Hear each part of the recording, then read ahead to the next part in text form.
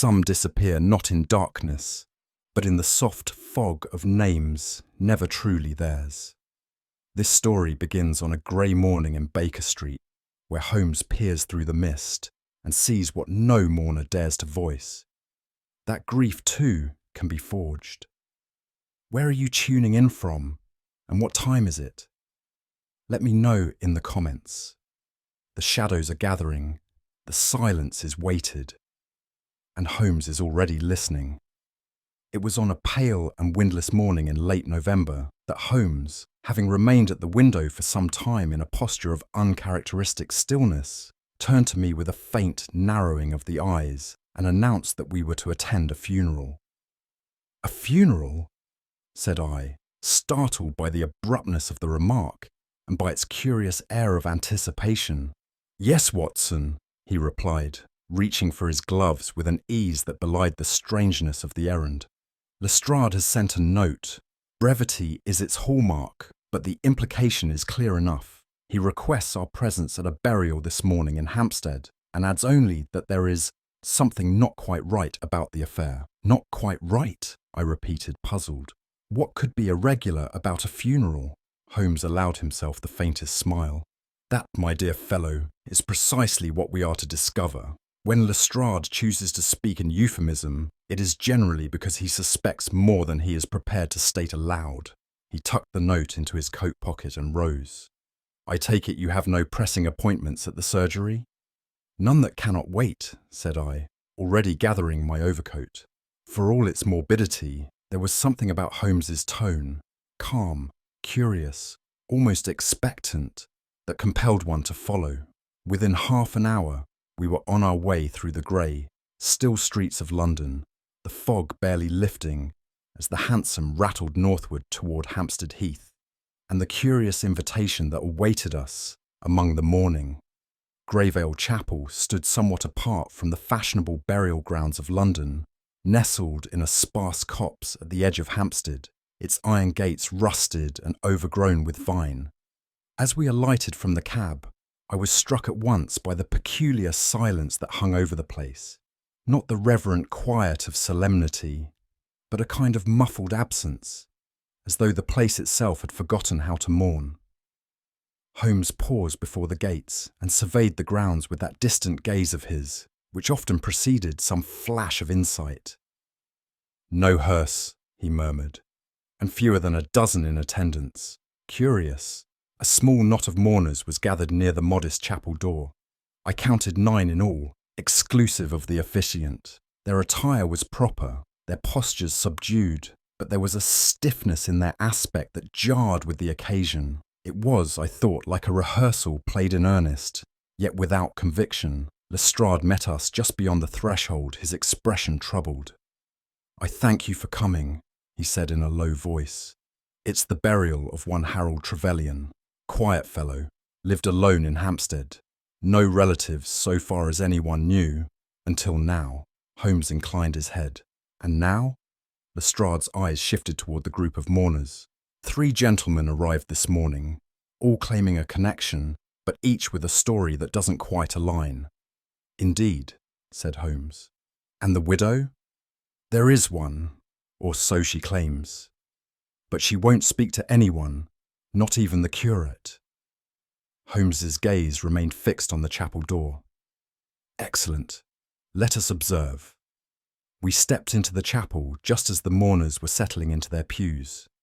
The interior was plain, almost bare, with only a single wreath of lilies adorning the closed casket. The minister stood at the far end, murmuring prayers with habitual solemnity. Yet it was the trio of men in the rear pew that instantly commanded one's attention. I have seen many funerals in my time, in war, in peacetime, among the poor and the titled alike.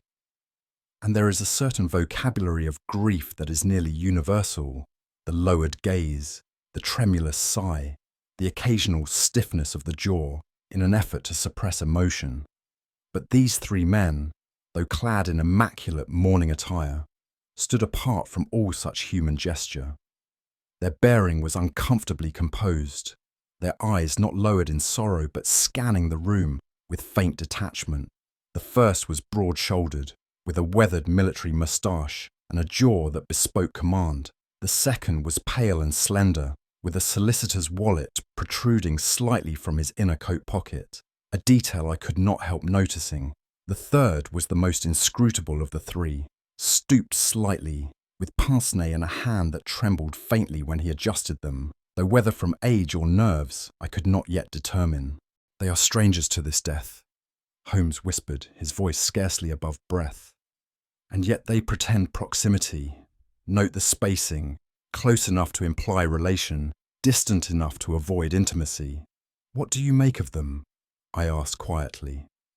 Holmes's eyes were fixed on the middle figure, who now shifted his posture as though aware of our scrutiny. "Three men in black," he said, "each rehearsing a different kind of grief. We shall speak with them, Watson, but not until they've had a chance to contradict one another." And with that, he settled into the pew beside me, hands folded, eyes keen, as the first notes of the organ echoed through the chapel and the performance of sorrow began in earnest. There is something unnervingly hollow in a ceremony performed to perfection. The curate, a pallid young man with a high collar and thinning hair, delivered the rites with practiced diction, yet there lingered an unmistakable tremor in his voice, not of sorrow, but of hesitation, as though each phrase, drawn from the Book of Common Prayer, was being weighed not for its solemnity, but for its application to a man he scarcely knew.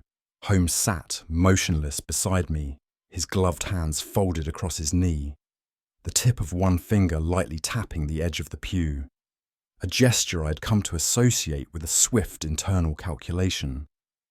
"You observe, Watson," he murmured softly as the curate intoned the commendation of the soul, "that not a single mourner has wept."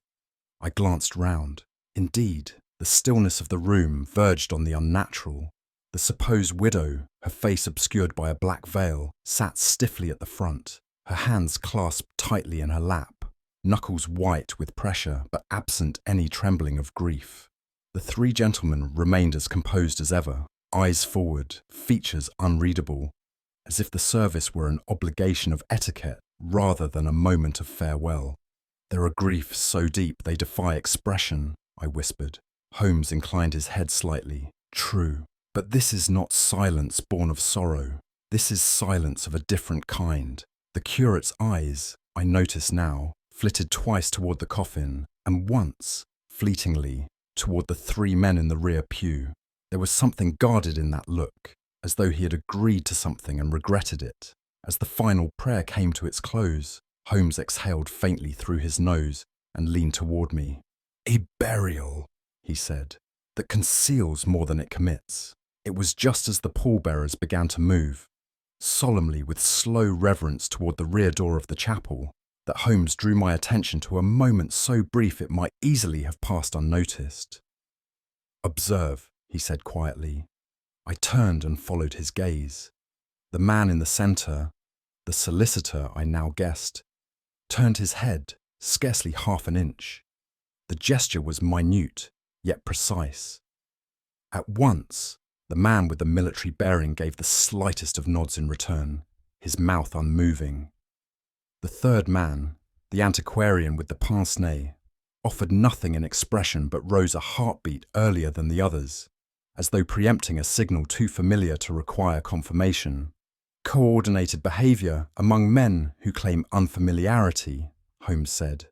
"Note the orchestration, subtle yet unmistakable." Before I could respond, the solicitor, Mr. Drake, as we would soon learn, stepped away from the group and, with a deferential nod to the curate, made his way silently down the side aisle and out through a small, seldom-used door near the sacristy. Holmes followed him only with his eyes.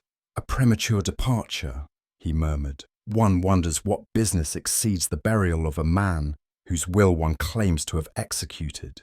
And then, just as the remaining mourners turned to file out, Holmes's hand rested briefly upon my arm.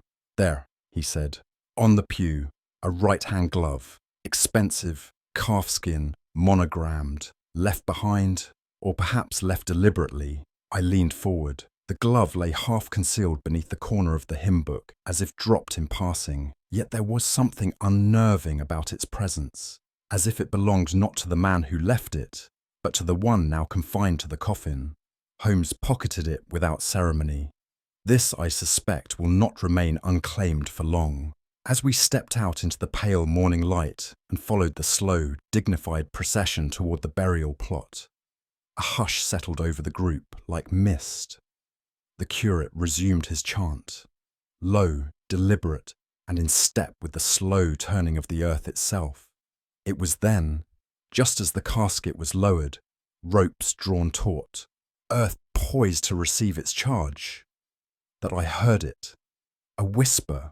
It was not addressed to me, nor to any soul present, and yet it was spoken aloud, trembling, as if escaping the lips of someone who could no longer contain it. "He knows," the voice said.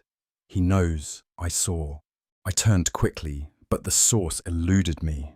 The widow remained still, veil unshaken. The gentlemen stood impassive, their faces a study in composed indifference. Holmes, at my side, gave no sign of having heard, or perhaps he did, and required no confirmation. Somewhere amid the stillness, a crack had appeared, only a whisper, but sharp enough to split stone. As the final clods of earth thudded gently against the coffin lid and the last mourners drifted away with that peculiar relief, peculiar to the conclusion of grief's formalities, I lingered behind. The figure who had stood nearest to the grave, slight, veiled, and utterly immobile, remained rooted to her spot. There was in her attitude none of the anguish that overtakes the bereaved, nor even the gentle weeping of resignation. Rather, she seemed fixed by some inner commandment not to move, not to speak, not to feel. Assuming the natural courtesy of my station and bearing in mind the absence of any friend or family to offer her comfort, I approached her gently.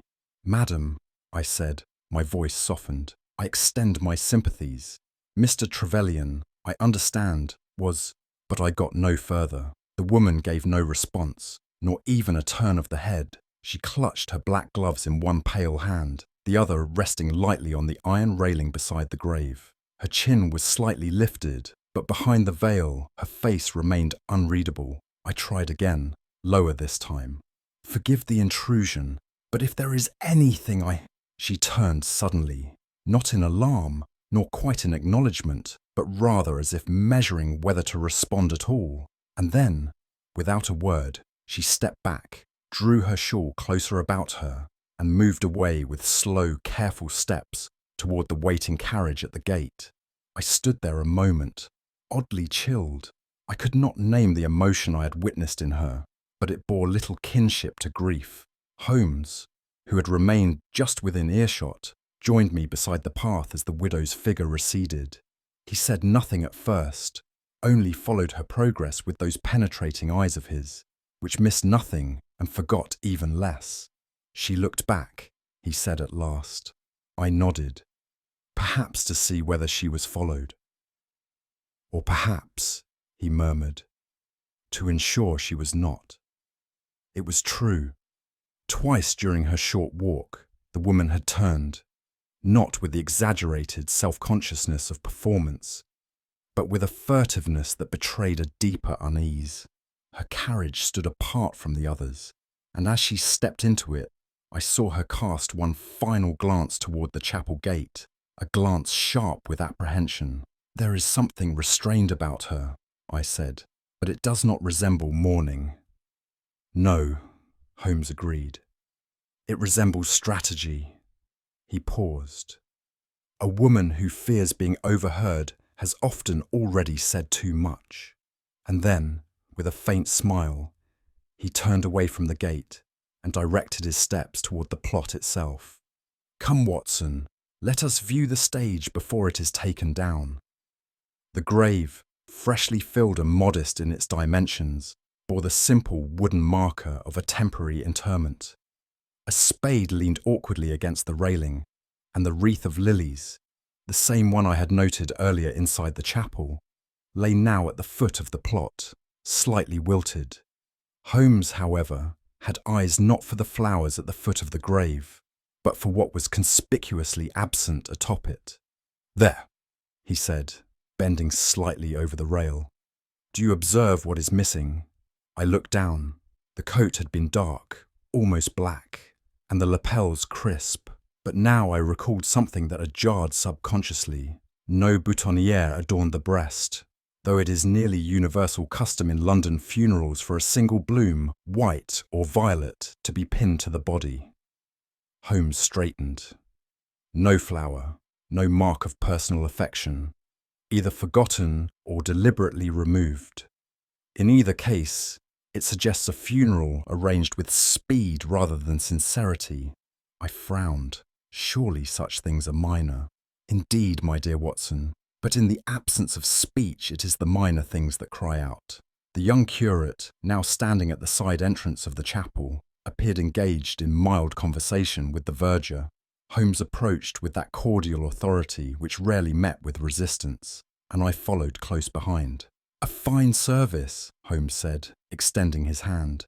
Mr. Trevelyan was fortunate in his spiritual officiant. The curate gave a modest bow. "Thank you, sir, though I must confess I had not known the gentleman in life." "Few of us ever truly do," Holmes said gently. "Still, I wonder, was the deceased known to the parish?" The curate hesitated. "He was known by name. A recluse, as I understand it. Lived quietly. A man of independent means, so I was told." "And the arrangements?" Again the hesitation. "Somewhat hurried. The body arrived with papers in order. Identification, physician's note, the usual requirements. The solicitor oversaw most of the process." "Mr. Drake?" "Yes, a serious gentleman, efficient." Holmes regarded him a moment. "And the widow?" The curate glanced toward the gate. "I cannot say. She requested no private words, refused all assistance. I assumed, perhaps wrongly, that the loss had rendered her mute with shock." Holmes's expression did not alter. "Yes, perhaps." As we took our leave, I saw that the verger was watching us with evident interest, though he turned away the instant Holmes's eyes met his. That, too, did not escape my friend's notice. We found the woman seated now inside the carriage, her gloved hands folded tightly in her lap, eyes concealed behind the veil. Holmes approached without the deference I might have expected, but with a curiously gentle tone. "Madam," he said, "forgive me. My name is Sherlock Holmes. You may have heard of me." There was no reply. "I ask not to intrude upon your grief, but only to clarify one matter. Did you arrange for your husband's funeral attire personally?" Still she remained silent. Holmes continued, undeterred. "The boutonniere, often a white camellia, was not present on the body. The florist nearby has no record of an order." At last, the woman moved. Her gloved hand, small and pale, trembled faintly where it lay against her cloak. A single breath escaped her lips, barely audible, and then she turned her face further into the shadowed interior of the carriage. Holmes said nothing more. He stepped back with the faintest of bows. As the carriage pulled away, he watched it go with narrowed eyes. "That, Watson," he said quietly, "was the most eloquent silence I have heard in weeks." No sooner had the last of the mourners dispersed, and the fog begun to curl in gentle spirals over the damp paving stones, then Holmes turned his attention to the matter of the three gentlemen in mourning. With the natural tact that comes to him when expedience demands it, he approached Colonel Bexley, a man whose erect posture and sweeping moustache gave him the unmistakable air of retired military discipline. "Colonel," Holmes began, his tone one of mild inquiry, "I wonder if I might trouble you for a word." The colonel regarded him with a blend of suspicion and courtesy, as if expecting to be asked for a donation. "I served," he said at last, "with the deceased's father, or so I believe, during the Afghan frontier campaign. Fine old family. The son, well, I regret to say I lost contact in recent years." "Indeed," said Holmes. "Yet you attended the funeral?" The colonel hesitated. It seemed the honourable thing to do. Old ties, you understand. Holmes nodded. Forgive the bluntness, but had you seen Mr. Trevelyan in recent years? A flicker passed behind the colonel's eyes. No more than the brief tightening of a facial muscle, but Holmes caught it. No, said the colonel, not since. Well, it must have been 93 or 94, before he took ill. Ill, Holmes repeated gently. The colonel coughed. So I had heard. Consumption, I believe. I cannot say for certain. He straightened his cuffs as though tidying his conscience. Holmes's tone remained affable.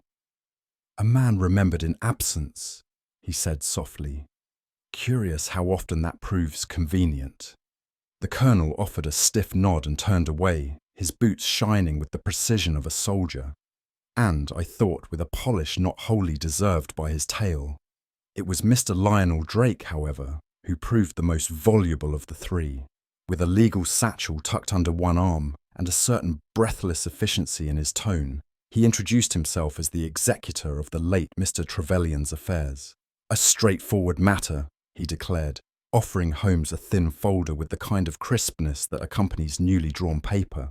The deceased was a private man, but thorough in his instructions. The will was clear, the property to pass in entirety to a nephew residing abroad. Holmes accepted the folder, but did not open it at once. Instead, he looked directly at the solicitor, who met his gaze with commendable steadiness, or so it would seem to a less practised eye. This nephew, Holmes said, has not yet made an appearance. Drake's brow furrowed faintly. Difficult to say. A man in his position may not be easily reached. I've sent the requisite notices, of course. I see, said Holmes. And you were retained by Mr. Trevelyan himself? I was, said Drake, without hesitation, since 1898, though I admit we corresponded more often than we met in person. At this, Holmes at last opened the folder and leafed through its contents. The paper was uncreased, the ink fresh. A signature in the lower right corner bore an angular precision that looked somehow overconfident, as though too much effort had been made to render it legible. Holmes raised a brow. May I ask who witnessed this? Ah, said Drake, clearing his throat. 2 clerks from my office. Quite standard. Holmes smiled, a smile that did not quite reach his eyes. I must commend you on your efficiency, Mr. Drake. You execute the dead's wishes with remarkable punctuality. Drake offered a tight smile of his own, clearly unsure whether he had been complimented or accused. Holmes closed the folder, handed it back without a word, and moved on. The third man, Mr. August Derry, stood slightly apart from the others, his fingers nervously adjusting his pince-nez as Holmes approached. His coat was a little threadbare at the cuffs, though of good cloth, and there was something vaguely monastic in his countenance. A man accustomed to dust, silence, and ink. Mr. Derry, Holmes began without preamble. You are not, I gather, a relation of the deceased. The man shook his head quickly. No. Acquaintance only. Book circles, that sort of thing. I knew Mr. Trevelyan, or rather, I should say, I knew of him, through mutual interest in early botanical texts. He was reclusive, but corresponded occasionally. Ah, said Holmes, a man of letters. Derry flushed slightly. In his way, yes. He had a fine eye for marginalia. His thoughts on Gerard's herbal were unusually precise. And you last saw him when? Oh, some years ago. 1895, perhaps, at a small exhibition of 17th century bindings. Holmes's eyes narrowed ever so slightly. 1895? Yes, Derry affirmed, nodding too readily. Spring, if memory serves. Holmes said nothing more, but the silence was of a weight that compelled the other man to fidget beneath it. Derry's eyes flicked to the chapel behind us, and then to the gate. Such deaths, he murmured awkwardly, are always a shock, especially when one expected more time. Holmes inclined his head.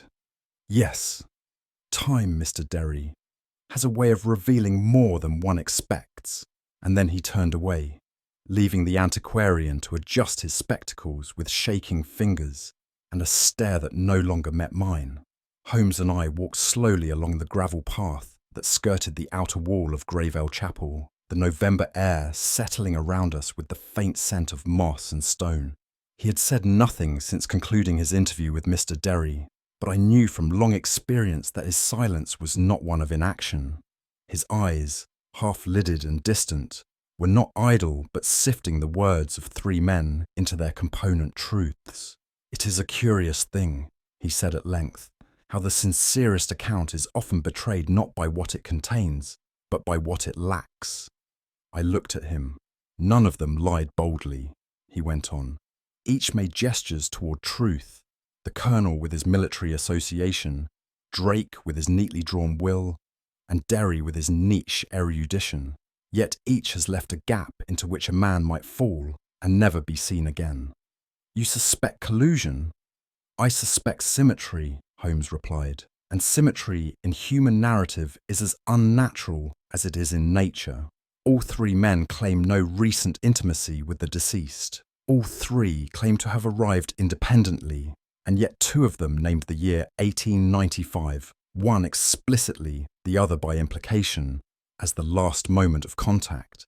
"Surely that could be coincidence," I offered. "Possibly," he said. "But what is less easily explained is the absence of personal grief. Not a tremor, not a memory volunteered, not even the smallest token of shared affection. It is a funeral at which every mourner is oddly relieved to have outlived the dead." He paused, drew from his coat a small notebook, and penciled a single word within it. Then, as if remembering something, he turned back toward the chapel with renewed alertness. "Come, Watson, there remains one item still at large, and I suspect it is precisely where it was meant to be found." Holmes's words, cryptic though they were, prompted me to return to the chapel pews with fresh eyes. The space had largely emptied, save for a verger attending to the scattered hymnals. The morning light, now filtered more weakly through the leaded panes, fell across the dark wood with a kind of sacred hush. And there, precisely as Holmes had remarked earlier, was the glove. I retrieved it gently from beneath the cushion of the second pew from the rear. A fine article of gentleman's dress, right-handed, of soft kid leather and lined in silk. It bore no tag, but a discreet monogram was embossed into the inner wrist. J.C.M. Holmes examined it without a word.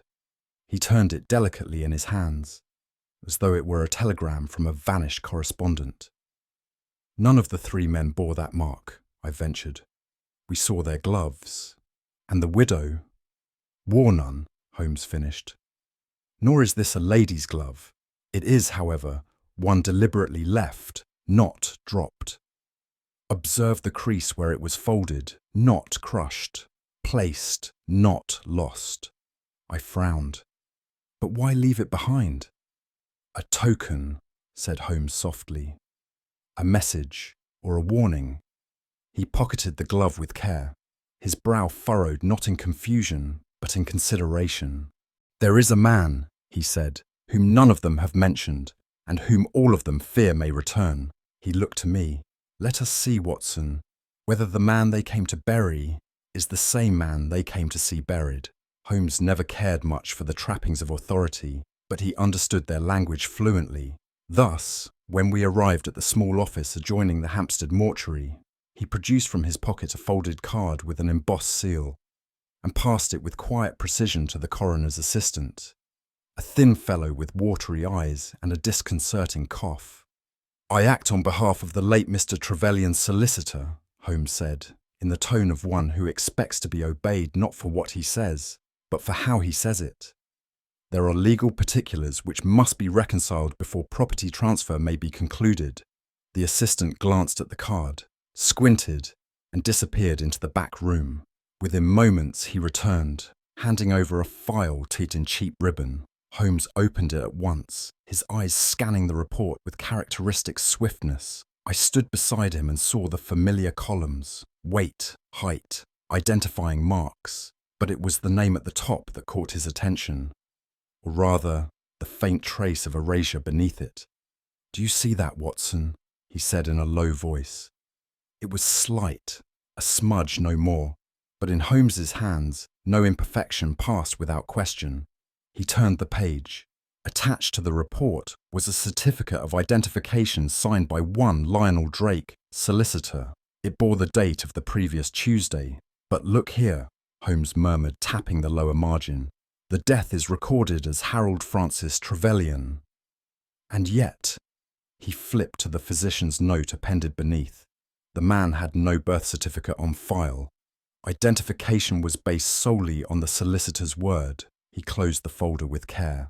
"A man who can be identified by no one but his executor, Watson," he said softly, "is not a man. He is an opportunity." We returned to Baker Street that evening, Holmes in one of his more restive moods, not agitated, but moving with the deliberate grace of a man who senses the curtain lifting slowly upon a concealed act. While I brewed a pot of coffee, he had taken once more to the newspaper files stacked in the oak cabinet by the fire. He worked in silence, the flick of pages punctuated only by the occasional narrowing of his eyes. "There," he said at last, laying a clipping gently upon the desk between us. The item, dated 3 years prior, bore the heading, "Disappearance of Hampstead man presumed drowned in Sussex estuary." It described a boating accident, a hired vessel overturned in rough water near Rye. No other passengers, no recovered body. The name of the missing man was, unmistakably, Harold Francis Trevelyan. "Declared dead in absentia," Holmes said. "With no witness, no body, and no contestation. The death was legal, not physical, a disappearance sanctified by silence." I read the column slowly, and it chilled me in a manner no corpse had managed to do. "But why stage a second death?" I asked. "If the man vanished once, why return only to die again?" Holmes steepled his fingers. "Because, Watson, the man who vanished may not be the man who died. And in that distinction lies everything." He leaned forward. "You recall the glove, the monogram, JCM? What if our buried gentleman was not Trevelyan at all, but someone who found value in wearing his name? Until that value turned fatal." Holmes had by now arranged his clippings in a neat arc on the carpet, each like a chess piece positioned for judgment. "The boating incident," he said, gesturing to the earliest of the notices, "was noted at the time but barely investigated. Trevelyan's financial matters were in mild disarray, but not alarming.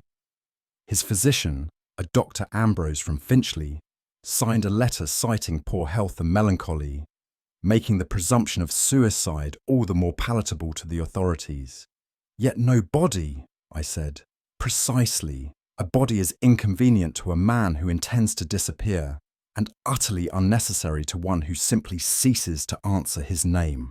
He rose and walked to the window, staring into the street where mist rolled low over the cobblestones. "The sea is a reliable conspirator, Watson," he said. "It hides most sins and erases others. But what strikes me here is how little the disappearance stirred suspicion, almost as though it were anticipated. No obituary, no inquest, no inquiry from relatives." I stood beside him. "And if the man who died in Sussex was not Trevelyan?" Holmes turned toward me. "Then we have 2 deaths, each cloaked in convenience, and a name that has been worn like a second coat. Someone profited from Trevelyan's vanishing, and someone has ensured he will never speak again." It was later that evening, as Holmes sat reading in the firelight and I leafed idly through the clippings once more, that a thought struck me. Vague at first, but then insistent. "I say, Holmes," I began, "the name Trevelyan. It stirs some faint recollection." Holmes looked up. "From where?" "An article, perhaps, or a passing case. Something to do with a forged grant. No, an insurance claim. A minor scandal about 5 years past, I believe. I cannot recall the particulars." Holmes set his book aside and narrowed his eyes. "That would be about the time our Mr. Trevelyan ceased to be seen in society. He rose and went to the filing cabinet without a word, drawing out a narrow folder marked Fraudulent Claims, 1895 to 987. Within moments, he produced a single sheet, its edges browned. "Here it is," he said. "A case dismissed on lack of evidence. A John Meriton, suspected of submitting forged documents to collect on a cousin's estate. Cousin deceased, conveniently, in a boating accident." He looked at me. "J.M., John Meriton, or J.C.M.?" The monogram on the glove returned to my mind like a whisper. Holmes paced the length of the sitting room with slow deliberation, his hands clasped behind his back, his brow knit in contemplation. "Let us suppose," he began, "that Harold Trevelyan truly died 3 years ago, lost at sea, his absence absorbed into silence. Let us then suppose that a man of moderate intelligence and dubious ethics decided to step into that absence." He stopped before the fire and turned toward me. "John Meriton, by your recollection, was clever, obscure, and possessed of a cousin whose death left unresolved financial matters. What better cover than to assume the name of a dead recluse, a man with no family, no friends, no creditors?" "And to live as him?" I asked. Holmes nodded. Quietly, discreetly. Rent a modest house, answer to the assumed name, and wait. Until, that is, something unsettles the balance, perhaps a change in property law, or a risk of exposure. And so he arranges his own funeral. "Possibly," Holmes said, "or perhaps it is arranged for him. The forged will, the false widow, the overly cooperative solicitor, all point to an effort to make the death appear clean. But as we know, Watson, true death is never tidy." He drew the glove from his coat pocket and held it in the firelight. Meriton wore Trevelyan's name as if it were a garment. But someone knew. Someone recognized him, or feared his return. He turned to me with that rare look of solemn certainty that always preceded the heart of a case. And thus, the man who died twice may not have died voluntarily at all. It was on our return from the coroner's office, as Holmes set his coat carefully upon the back of his armchair, that he turned to me with a sudden quiet intensity. "Watson," he said, "you recall the funeral attire, the black frock coat, perfectly tailored." "Of course," I answered. "Everything was in proper order, except, now that I think of it—" Holmes raised a finger. "Precisely, the absence of a boutonniere. To be sure, it struck me only later," I admitted. "But what of it? Such a detail might well have been overlooked." Holmes's expression grew sharp. "Overlooked, yes, but not in a funeral that was choreographed to the last sigh. You saw the gloves, the arrangement of the hands, the tight pleating of the cravat, the omission of a boutonniere.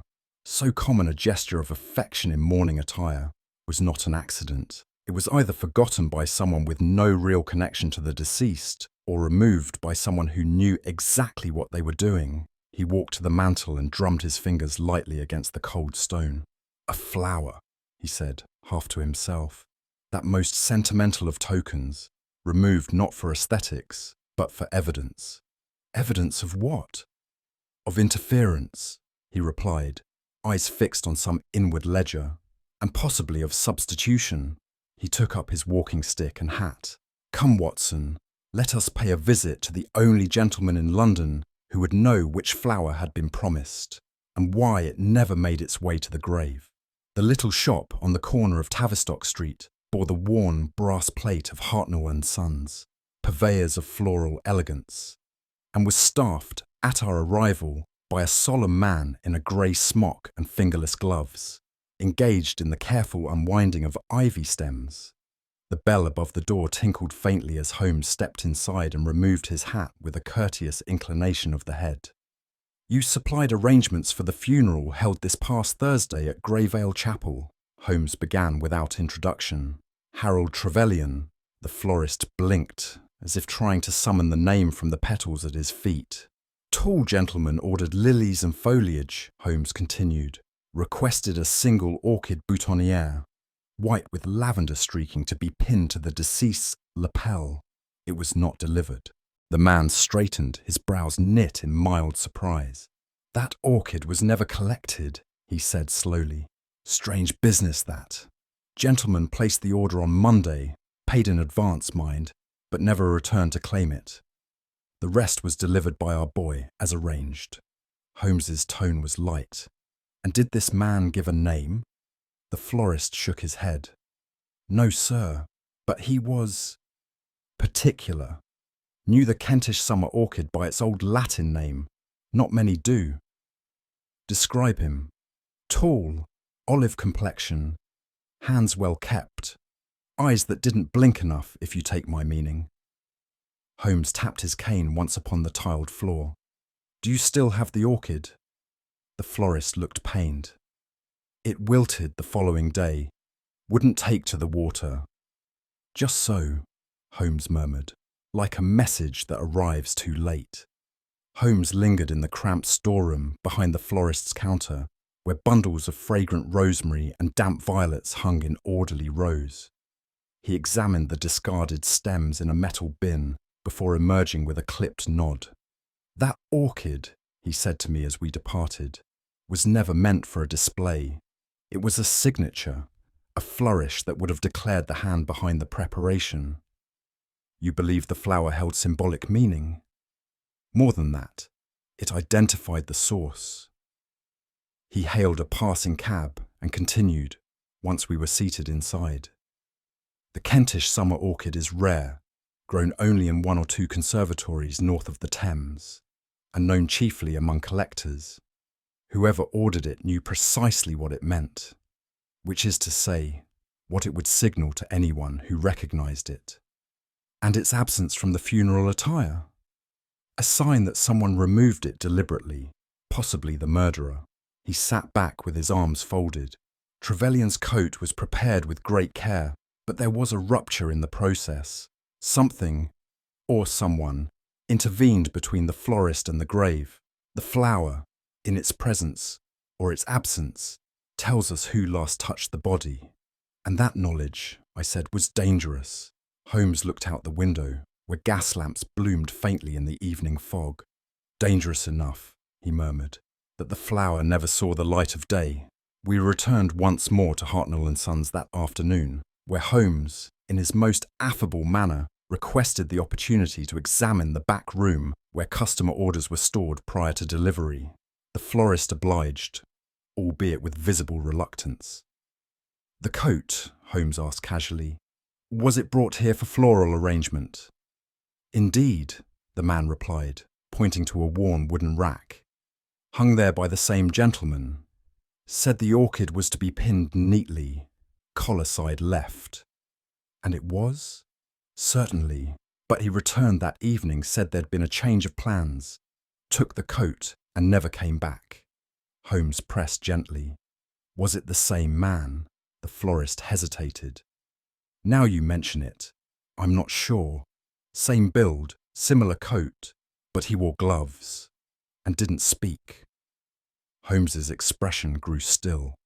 "Silent, gloved, and hasty," he murmured. "A man correcting a message." As we departed, he looked to me with quiet certainty. "The body buried under Trevelyan's name," he said, "wore a coat chosen by one man and retrieved by another." Holmes stood silent for some minutes upon the street, his hands folded behind him, his gaze fixed on the gas lamp across the way. The fog was drawing in again, low and pale, like gauze around a wound. "Watson," he said at last, "we are now dealing with a body whose very garments were altered, not by accident, but by intention. You believe the change was meant to obscure identity?" Holmes gave a faint nod. "The boutonniere was to declare the source. The signal, its removal, and the switching of coats suggest the man who died was never meant to be seen, only buried." I felt a chill run down my spine. "And the killer?" Holmes turned, his eyes alight. "He is not the man who ordered the flower," he said, "but the man who removed it, which means he knew what it would reveal, and feared it. And so," I whispered, "he silenced it." Holmes smiled, not warmly, but with something near grim admiration. Even in death, Watson, the dead may still speak, but only if we know where to listen. It was shortly after our discovery of the tampered funeral attire that Holmes requested, with the utmost politeness, a certified copy of the will read at Grayvale Chapel. He made no pretence of sentiment in the matter. Rather, he spoke to the solicitor's clerk with that cordial gravity he reserved for persons he did not entirely trust. The document arrived the following morning, enclosed in a neat cream envelope. I watched as Holmes unfolded the parchment on the breakfast table and studied it in silence. "It is remarkable," he said, "how death sharpens a man's pen." The will was brief, unusually so. Its phrasing was elegant, but curiously devoid of warmth. After a preamble invoking legal conscience and moral duty, the document moved swiftly to the disposition of all property, titles and effects to one H.F., nephew of the deceased, currently residing abroad. "Strange," I murmured. "No mention of a surname?" Holmes nodded. "And no instructions for delay or contact. The estate is to be transferred immediately with no further authentication." He turned the sheet over. "Witnessed by 2 junior clerks. No magistrate, no seal from the notary." "Yet the document was accepted at the funeral." "Eagerly," Holmes replied, "by Mr. Drake, who read it as if reciting an old sermon, and who never once looked up from the page." He folded the will again and tapped it lightly against his knuckles. "A will, Watson, should reflect something of the man. This one reflects only the man who wrote it." At Holmes's request, I paid a quiet visit to Lestrade at Scotland Yard later that afternoon. He met me in the dim vestibule and led me into one of the smaller interview rooms, where he seemed in no mood for pleasantries. "You're looking into the Trevelyan matter," he said, arching one brow. "We are," I admitted. "Holmes is especially curious about the will." Lestrade snorted. "So am I. The thing smells of lavender water and fresh ink." He opened a notebook and flipped to a page already marked. "The will names a nephew. No full name, no location, just H.F. We've sent queries through the Foreign Office, posted notices in the Legal Gazette. No response. No one's come forward." "Is it not likely," I asked, "that the heir is fictitious?" Lestrade gave a grunt that might have passed for assent. "Drake insists he met the boy 10 years ago, apparently, at a luncheon. No correspondence since. Says the old man was private to a fault. That's convenient." He closed the notebook with a snap. "In my experience," he added, "beneficiaries who don't show up usually weren't born in the first place." "Holmes agrees," I said. "He's examining the document now." "Good," Lestrade muttered. "If there's been forgery, I'll have the man who penned it. Dead men shouldn't be handing out property to phantoms." And with that, I made my return to Baker Street, carrying with me the sense that we were no longer dealing merely with concealment, but with something far closer to orchestration. When I arrived, Holmes was already seated at his workbench by the window, the will pinned carefully beneath a plate of glass, with his chemical lamp trained low upon it. He greeted me with a nod, but said nothing at first, engrossed in a process of slow circular inspection with a jeweller's lens. "Lestrade confirms our suspicions," I told him. "No nephew has appeared, no claim, nothing." Holmes removed the lens and leaned back, steepling his fingers. "As I expected, this document, Watson, is not merely suspicious in its phrasing, it is chemically dishonest." I stepped forward. "You see this line," he said, pointing to the lower left corner of the page. "The ink here is darker, thicker, the signature particularly." I nodded. "Observe what happens when exposed to low heat." He turned the lamp slightly, allowing the warmth to touch the parchment. Within moments, the signature line, previously black, began to lift ever so faintly, taking on a coppery sheen. "Standard iron gall ink does not behave this way," Holmes continued. "This blend is one used by certain theatrical copyists, dries quickly but fades under pressure. Most tellingly, It begins to curl away from the page when warmed. In short, I said. It's false. Holmes gave a thin smile. The document is real. The signature is not. And the ink, Watson, has not aged more than a fortnight. He held up the page again. A man dies under another name. His garments are changed. His will is dated with convenience and written in ink that shrinks from scrutiny. Tell me, what part of this death is not an invention? Holmes suggested we call once more upon Mr. Lionel Drake, the solicitor who had handled the funeral and presented the will. We found him at his offices in Lincoln's Inn Fields, seated behind a walnut desk piled with immaculate ledgers, and received with that blend of surprise and constraint I had come to expect from men whose secrets had begun to feel the light. Holmes did not waste time. The will, he said gently, bears your signature and that of 2 witnesses. Drake shifted in his chair. Correct. The witnesses, clerks from your office? He nodded. Might we speak with them? A moment of hesitation. They have both left my employ. Holmes's eyes did not waver. When? Last month, Drake replied, smoothing the edge of his blotter. One took ill, the other relocated. Temporary appointments. As he spoke, I noticed his right hand, the thumb in particular, rubbing slowly against the signet ring on his little finger, not fidgeting precisely, but tracing it, as one might trace a thought trying not to betray itself. Holmes's voice softened. You knew the deceased well? Drake blinked. Well enough, as well as he allowed. Then you'll forgive me, Holmes said, rising. If I inquire elsewhere, there are matters about your signature I'd like to discuss, but with less sympathetic company. Drake paled, and the thumb ceased its movement. We returned to Baker Street under a sky heavy with soot-coloured clouds. Holmes, once inside, placed the will carefully in the drawer beside his desk and stood with his back to the fire, staring down into the grate with that expression of lean absorption which preceded his most incisive deductions. There is no nephew, he said at last. I looked up. None at all? He shook his head. Not a boy, not a man, not a distant heir in the colonies. The figure is invented, a placeholder, nothing more. A name without form, a shadow drawn from convenience. But to what end? I asked. To execute a transfer, he replied.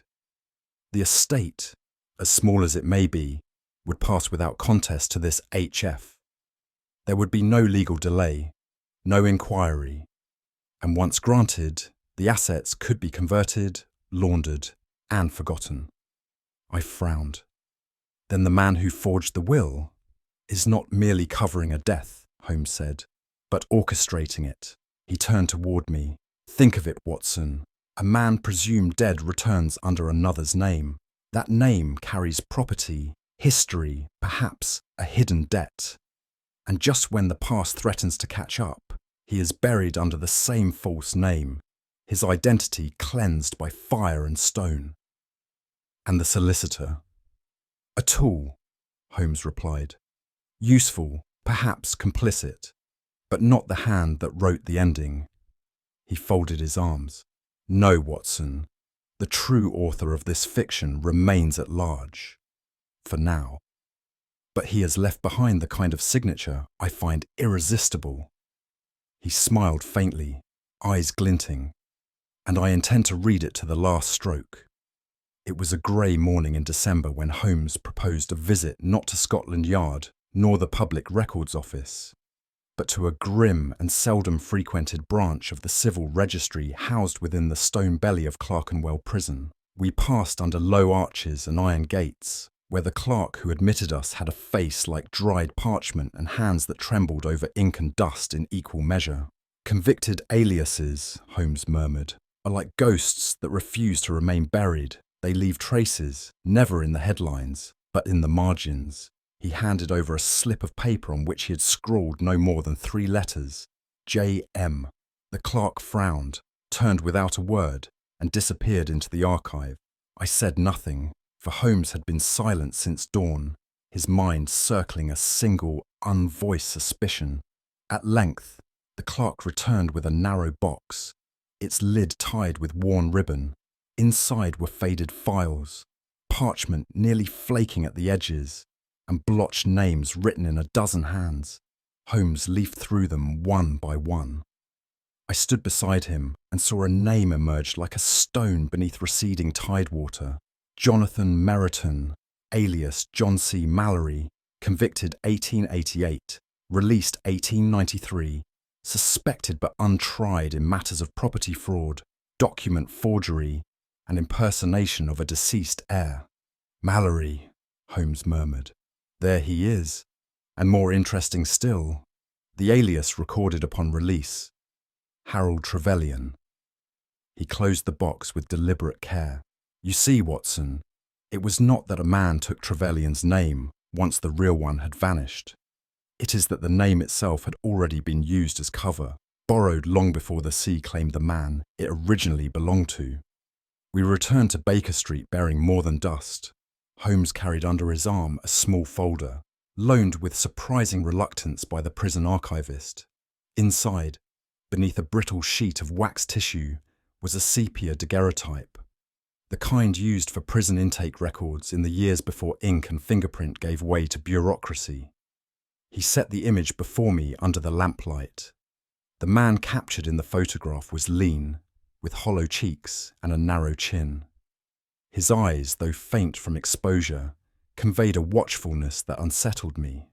Compare him to the funeral sketch, Holmes said, producing from his desk a pencil rendering made by the attending coroner.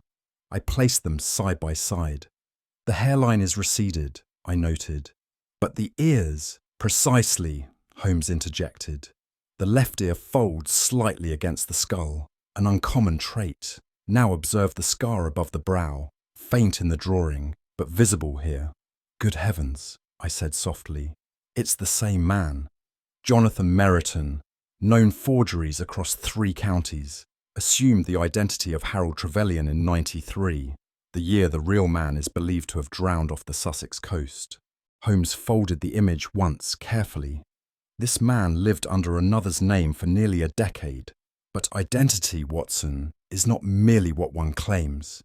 It is what others are willing to believe. And someone, I said, ceased to believe. Holmes looked at me, grave and certain. Yes, and such disbelief, in certain hands, becomes motive. Later that same afternoon, we made our way to the late Mr. Trevelyan's Hampstead address, a narrow townhouse with ivy-choked windows and a flaking doorbell that gave no sound when pressed. The man who answered, after some fumbling with the latch, was a thin fellow with a sloping back and the look of someone who had been in the house longer than memory could properly trace. "I'm Holmes," said my companion, not unkindly. "This is Dr. Watson. We'd like to ask about your former tenant." The man blinked. "Mr. Trevelyan?" "If that was his name," Holmes replied. The caretaker scratched his head. "Didn't see him much. Paid in cash. Came and went quiet like. Never had no guests, not in 5 years." "None?" The man paused. "Well, there was one fellow, short chap, bookish. Came once or twice with parcels, but not since last spring." Holmes nodded, but his eyes remained sharp. "And did he leave any effects?" "Just the coat and hat," the man replied. "No books, no letters, not even a pipe." Holmes turned to me as we stepped away. "A man who reads, writes and schemes, and leaves behind no record. That is not forgetfulness, Watson. It is preparation. And the weight of that absence, of letters not sent, of names not spoken, seemed heavier than any presence could have been." Holmes said little on the return journey to Baker Street. His chin was sunk low in the collar of his coat, and though the cold stung at our ears, he seemed impervious to all sensation save the invisible contours of thought. It was not until we had reached the hearth, and he had lit his long pipe with a deliberate hand, that he spoke. "I do not yet know, Watson, he said at last. "Which man lies beneath the slab marked Harold Trevelyan, but I'm now certain which man does not." "You mean," I began, though I sensed the conclusion, "the real Harold Trevelyan perished years ago, or else disappeared so completely from all social and financial registers that he may as well have. The man who lived in Hampstead, who arranged the funeral, who signed the lease and collected interest on banknotes. That man was Jonathan Merriton. And no one knew?" I asked. "For over a decade. Identity, my dear fellow, is most resilient when no one cares to inspect it. Merriton chose a name that had fallen into legal silence, and he wore it like a second skin. So long as the papers were in order, the taxes paid, and no family made inquiry, he was, in the eyes of the world, Trevelyan." I watched the smoke curl upward. "And the man himself?" I asked quietly. "Did he believe it?" Holmes exhaled. "A man can come to believe his own invention, but that belief does not protect him. On the contrary, it blinds him. Merriton thought he had become Harold Trevelyan, but someone else remembered otherwise. And in that remembrance, he became vulnerable. Then this murder was not of Harold Trevelyan. It was of the man who dared to wear his ghost as a coat." Holmes rose and turned from the fire. "Come, Watson. The trail grows thin, but the soil still bears a footprint, and the dead do not always rest as quietly as their tombstones pretend." The following morning, we returned to the cemetery.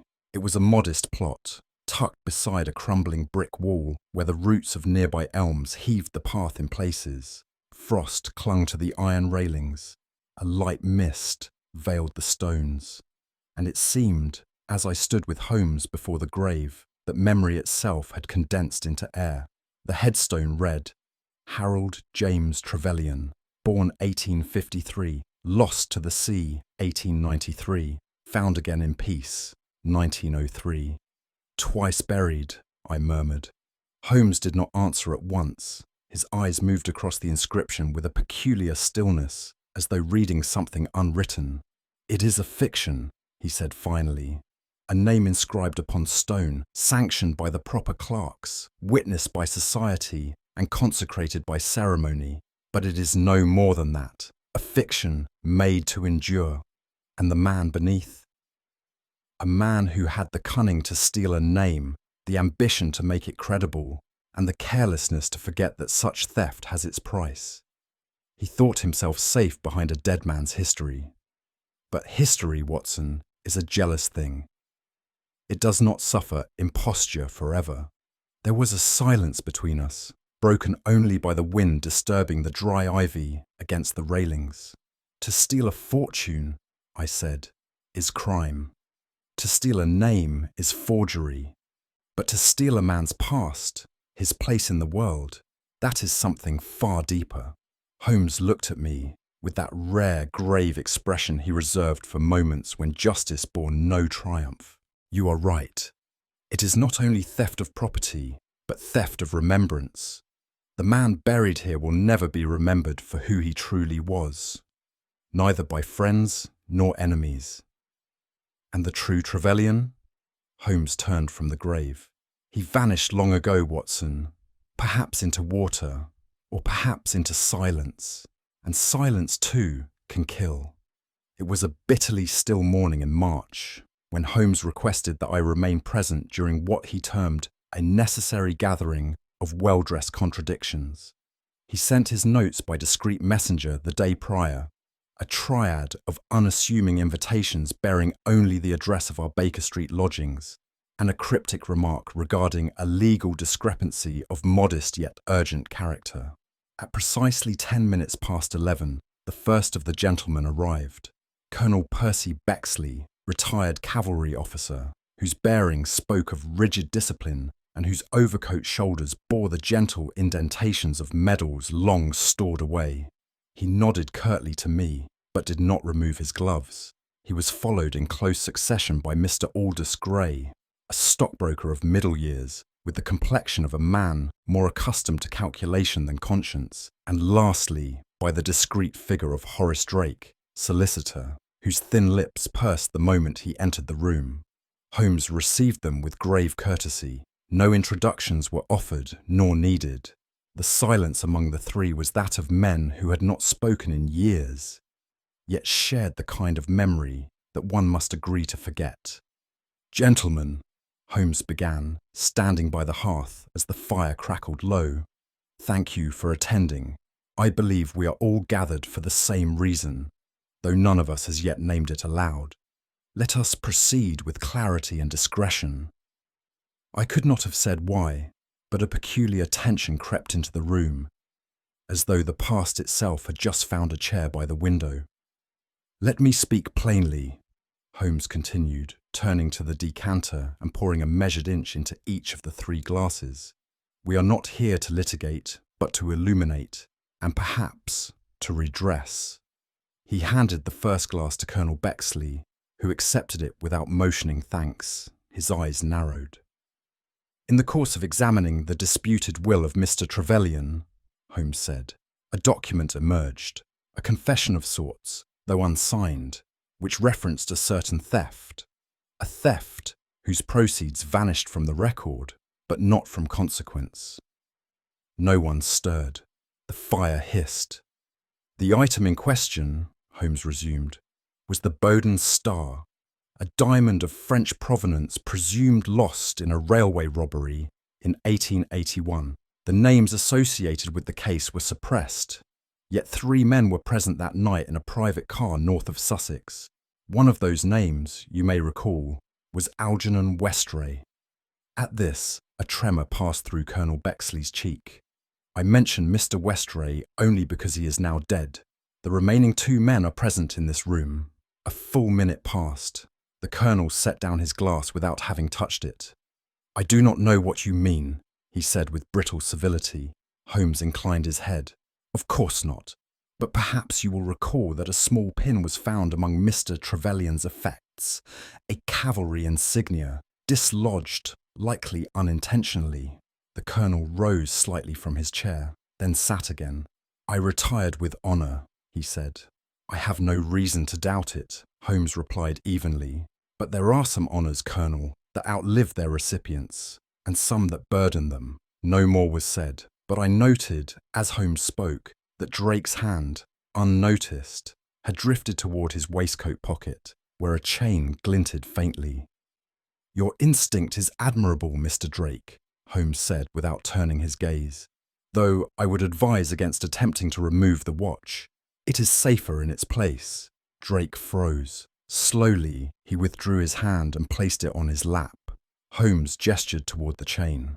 "The watch you wear," he said, "was crafted by a Swiss artisan whose register we traced last week. It was purchased by one Jonathan Meriton in Lausanne in the spring of 1883, the same year he disappeared following allegations of complicity in the Bowden affair." Drake said nothing. His mouth was a firm line of legal silence. Holmes pressed on, not with accusation, but with a curious gentleness. "You see, Mr. Meriton assumed the identity of Harold Trevelyan, a name once associated with a failed estate and an absent heir. It served him well, until, perhaps, the past began to breathe again." Drake exhaled, not as a man yielding guilt, but one surrendering fatigue. "He came to me," he said at last. 10 years ago, desperate, I helped him establish the name. We crafted the records, untraceable, I thought." Holmes nodded once. "And when he died," I asked, "you hoped the forgery would pass as fact?" "I hoped only that no one would ask." "Hope," said Holmes quietly, "has buried many truths." Drake's fingers clutched at the chain now like an anchor. He did not remove the watch. He did not need to. Holmes turned to me then, with a softness in his eyes I had seen only in the presence of irreversible consequences. "There is a club," he said, "more enduring than any society of honour. It is made up of men who have lived past their lies and found the silence unbearable."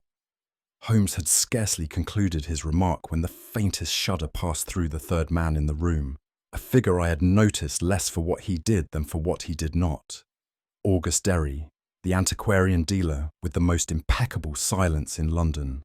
He had not spoken once since entering Holmes's chambers, and had, in fact, given the impression of being quite content to remain in the shadows of the colonel and the solicitor. But now he stirred, his fingers twitching faintly against the creased fabric of his trousers. "You say he is dead?" he said suddenly. "You are certain?" "Mr. Trevelyan? Yes. And no," Holmes replied, watching Derry intently.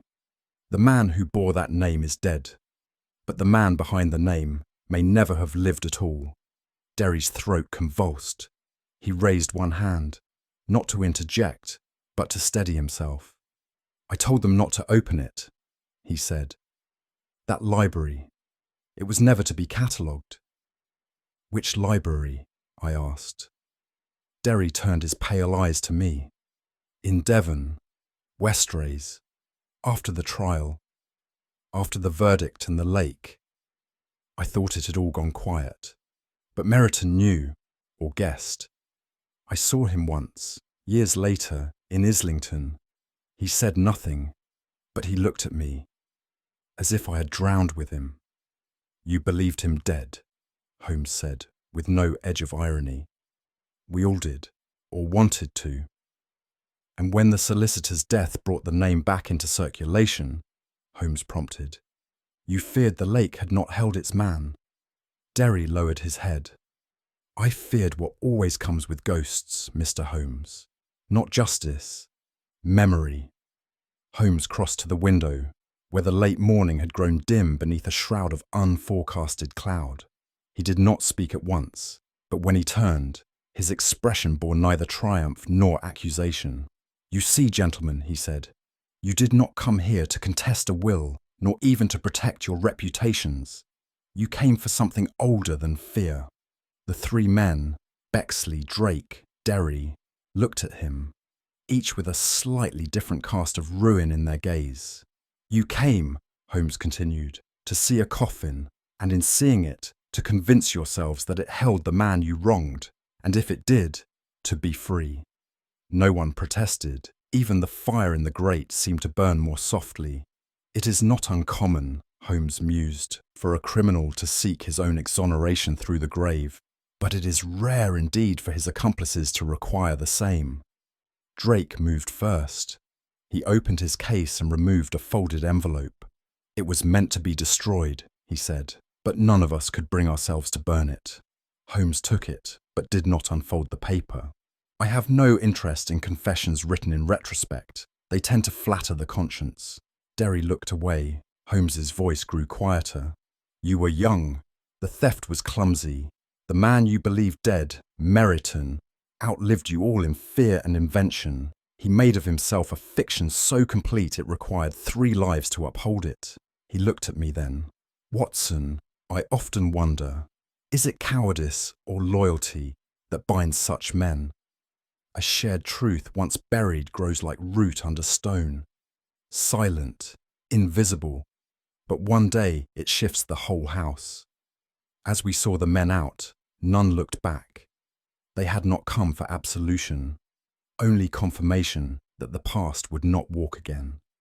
And yet Holmes, standing by the fire with the envelope untouched in his hand, murmured almost to himself, "Regret is not remorse, but it wears the same coat in fog." Holmes had spent the better part of the afternoon cross-legged upon the rug. The forged will spread carefully before him like a crumpled confession. I had, until that moment, considered the document merely suspect in tone, its phrasing too convenient, its bequest too neatly delivered. But Holmes, ever discontent with mere suspicion, had been poring over its final lines with an air of constrained amusement. "You see here, Watson," he said, tapping gently at the page with a thin, silver-tipped pen, "the name of the witness, Jeremy Floyd." "Yes," I said, "and a man of that name once clerked under Drake, did he not?"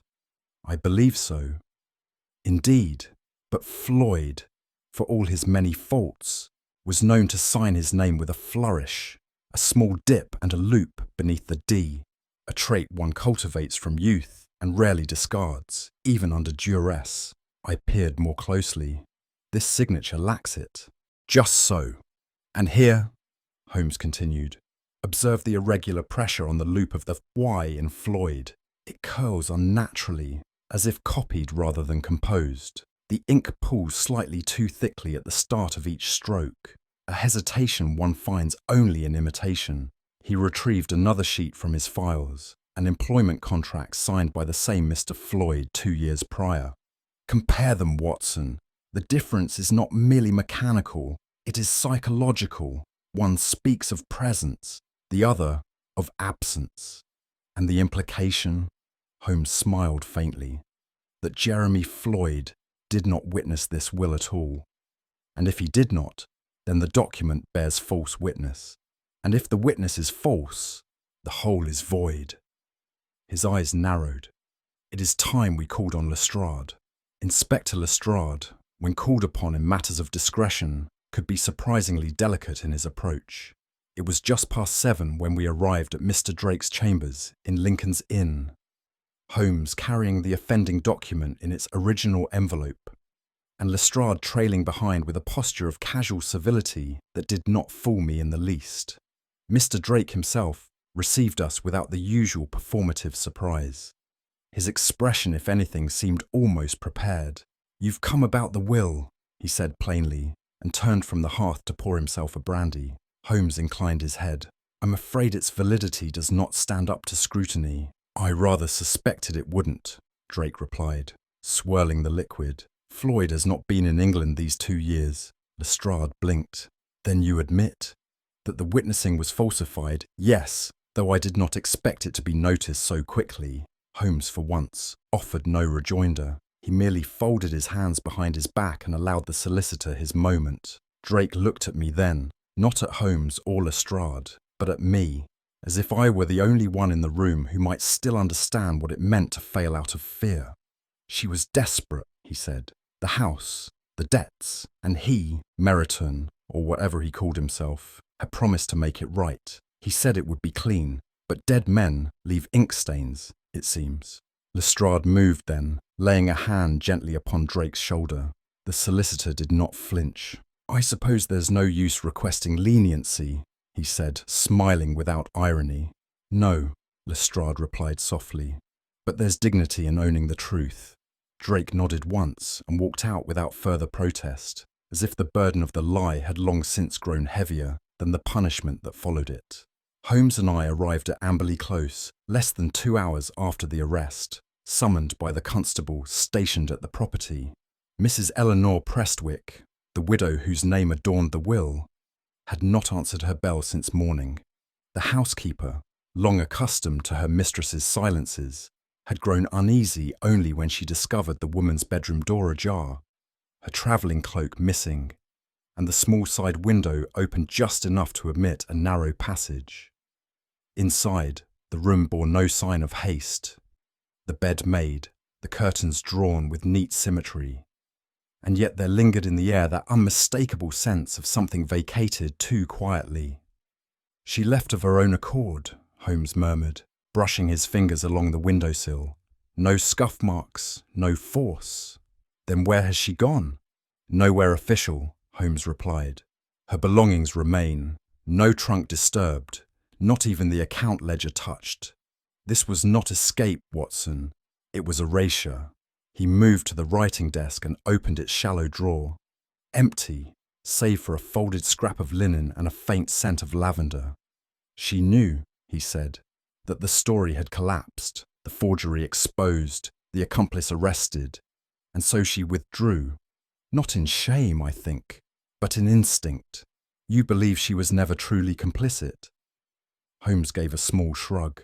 "I believe guilt and necessity are cousins who dine at the same table, but only one ever stays for tea." The days that followed passed with that peculiar quiet that settles after a mystery half revealed and wholly unsatisfying.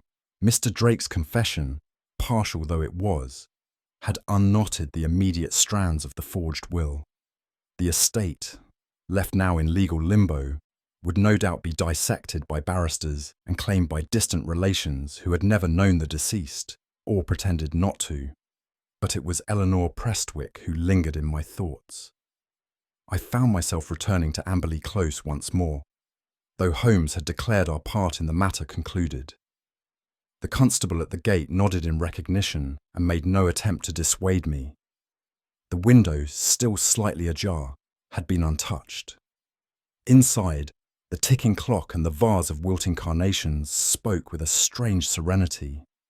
Holmes later said to me, not unkindly, "You wish to find redemption where perhaps only resignation resides." She vanished into nothing, I murmured, without money, without defence. She vanished into freedom, Holmes corrected. There is a difference, but at what cost? Holmes lit his pipe and gave no answer. It was the nature of certain questions, he often said, not to yield conclusions, but to press more firmly against the soul. And as I stood once again in that quiet Hampstead room, I could not help but wonder whether Eleanor Prestwick had been the architect of her silence or its final prisoner. Some deceptions end with exposure, others conclude only when the last witness chooses to forget. In this case, the truth did not roar, it sighed and passed quietly out the window with the last breath of lavender air. It was on a Tuesday morning of peculiar dullness that I entered our sitting room at Baker Street and found Holmes seated at the window, his long fingers steepled beneath his chin, and the morning paper unopened on the table beside him. A light drizzle mottled the panes, and beyond them the city wore its customary veil, that curious London fog which dulls colour, dampens sound, and draws the sharpest outlines only in silhouette. "You are early," he murmured without looking round. "I thought you might care for a companionable breakfast." "Companionship I always welcome," he replied. "But breakfast is a civilized institution I find increasingly redundant when the air outside insists upon melancholy." I noted that the fire had not yet been lit, and that his dressing gown, though immaculately belted, bore a faint crease of prolonged sitting. "You have not read the Times." "I have already seen what I needed to see, Watson. In the silence of this morning, the news is not printed in ink." He turned to me then, his grey eyes reflective rather than sharp. "Tell me, when does absence speak most clearly?" "When it follows presence, I suppose." "Precisely. And when mourning lacks weight, it is not merely grief that is absent, but also guilt." I sat down slowly, sensing the undercurrent of his mood. "There is a woman," he said quietly, "who has vanished without trace, and no one is asking where she has gone. That, Watson, is where our day begins." I asked Holmes what precisely troubled him, though I could already surmise that the matter concerned the recent obituary of Mr. Charles Emery, a retired magistrate of Lambeth, whose modest estate had been settled in swift and unremarkable fashion. "It is not the man's death that disturbs me," Holmes said, folding his hands over his knees. "It is the manner in which his widow has vanished, leaving behind neither question nor lamentation." "You suspect foul play?" "No, I suspect falsehood, or rather, its cousin, concealment." He rose and moved toward the mantel, fingering a slip of paper he had extracted from the bureau drawer. "Mrs. Emery, if that is indeed her name, was last seen at the reading of the will. She accepted her inheritance with calm dignity and declined the services of the attending solicitor. Since then, no one has heard from her. No lodgings taken, no accounts settled. She has slipped back into the fog." "But why does that concern you, Holmes? Is it not the right of a widow to grieve in solitude?" "It is," he said softly, "but grief does not always wear silence so convincingly. Real mourning hesitates, it trembles, it makes mistakes." He turned to me. This woman moved with a rehearsed precision that betrayed no sorrow, only restraint. She mourned like one fulfilling a duty, not suffering a loss. He let that thought settle in the air. "There are shadows, Watson, which do not grieve, because they were never truly part of the light." As we sat by the now crackling fire, Holmes drew from his desk a folded registry of title deeds and land transfers, dry documents at first glance, but in Holmes's hands, repositories of human intent. Observe this pattern, Watson. The estate at Thorpe Hollow was purchased under the name of Charles Emery, and yet records show a Charles Emery died in Sussex 7 years ago. Then who? Precisely. The man who died last week lived under a name not his own, and the woman who vanished has never, to my knowledge, borne a verifiable identity. Holmes tapped the parchment with the stem of his pipe. It is a quiet trade, this business of name-borrowing. You take a respectable corpse, one whose death occurred with little publicity, and assume the shape of his life. You purchase land, pay taxes, even marry, all under the banner of a man whose memory lies undisturbed beneath stone. But to what end? Some men seek legitimacy not for themselves, but for their secrets. An assumed name offers not only protection, but entry into clubs, contracts, and inheritances. And when death comes, it is not just a life that is buried, but the ledger of misdeeds attached to it. He exhaled thinly. London has its thieves of pocket and its thieves of title, but this is a theft of identity so quiet it might pass for decorum. And the woman? A partner perhaps, or merely another shadow. The case, if it can be called that, never found its way into the ledgers of Scotland Yard, nor did it invite the scrutiny of the public press. No crime had been formally committed, no body exhumed, no widow accused. The world, as ever, moved forward, content in its indifference. And yet, as I penned my notes that evening, I could not shake the weight of the mystery that had not been solved, but simply dispersed. Holmes stood at the window once more, his figure half absorbed in the dim light, pipe idle between his fingers. There is a comfort, I suppose, I ventured, in the idea that some truths can be left unchased. He turned, a wry smile touching his lips. Comfort, yes, but not absolution. You see, Watson, it is not always justice we pursue. Sometimes it is merely the outline of the thing, a shape left behind. I nodded, but said nothing. Outside, the fog rolled past the panes like old regrets.